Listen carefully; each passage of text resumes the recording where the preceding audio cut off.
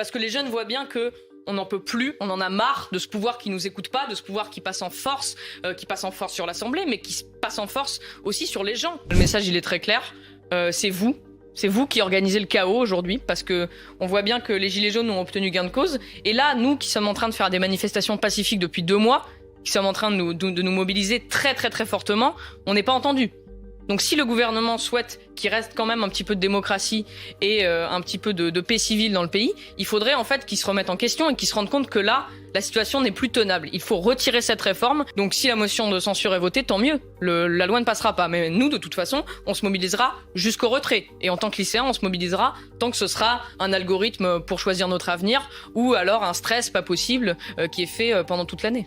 On n'appelle pas à ne pas bloquer pendant les épreuves du bac, mais on n'appelle pas à bloquer. Dans les fédérations où on est, ce qui compte à peu près plus de 40 fédérations de la voie lycéenne, dans 40 départements, en fait, il y a des assemblées générales. Quand il y a un blocus, il est voté démocratiquement en assemblée générale. Et donc, les lycéens, ils vont se réunir, parce qu'il y a une colère. Donc, ils vont se réunir en assemblée générale dans les jours qui viennent pour savoir justement s'ils veulent bloquer ou pas leurs établissements. Donc, si les élèves décident de bloquer les établissements, la voie lycéenne soutiendra ces actions.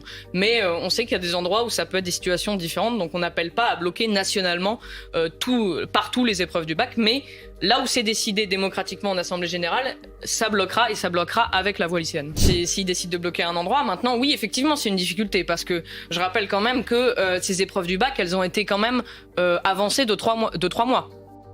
Enfin, c'est quand même, c'est pas nous qui faisons le plus mal aux élèves, je pense. Donc, effectivement, oui, il y a une difficulté sur le bac et les élèves sont très stressés par le bac et par Parcoursup.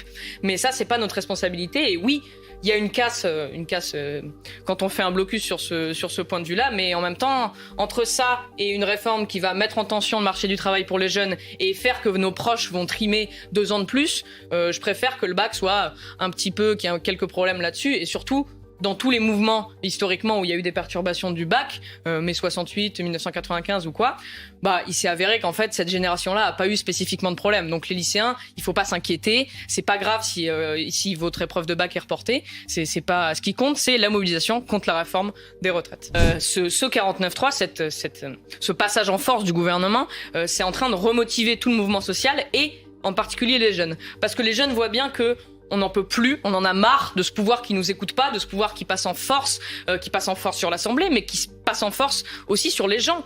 Les lycéens ont été, lorsqu'ils ont participé aux manifestations à la place de la Concorde, victimes d'une répression insupportable. Là, on parle beaucoup effectivement de quelques tags ou de quelques emails envoyés à des députés, mais quand on fait s'asseoir des jeunes par terre, qu'on leur demande de baisser la tête face à la police juste parce qu'ils ont voulu manifester pacifiquement, ça les énerve encore plus. Donc ce 49.3, c'est la preuve que ce gouvernement veut passer en force. C'est une preuve supplémentaire. On a d'autres preuves qui nous montrent que ce gouvernement ne comprend que la force. Le SNU qui veut nous militariser très jeunes, etc. Il y a un problème très clair avec la répression policière et on voit bien que le gouvernement, plutôt que d'écouter, Monsieur Pap Ndiaye, plutôt que d'écouter ce que disent les syndicats de professeurs, les syndicats lycéens, qui représentent en fait la réalité de ce qui se passe dans la vie des gens et dans les établissements, ils préfèrent envoyer la police et mettre des mesures supplémentaires pour que ce qu'il ait décidé tout seul se passe le mieux possible.